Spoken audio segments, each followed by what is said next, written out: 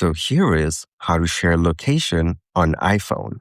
There are different ways to share your location from an iPhone, either through the built-in apps or using third-party applications. For this, let's first open up the Settings application. Once you're in the settings, you need to scroll down and search for Privacy and Security. Once you find it, tap on it. And here on this page, you will get to see an option that says Location Services. Tap on it. After that, you will get to see an option that says Share My Location. Tap on it. On the bottom of this page, you will get to see the Share My Location option. You need to toggle this on just like this.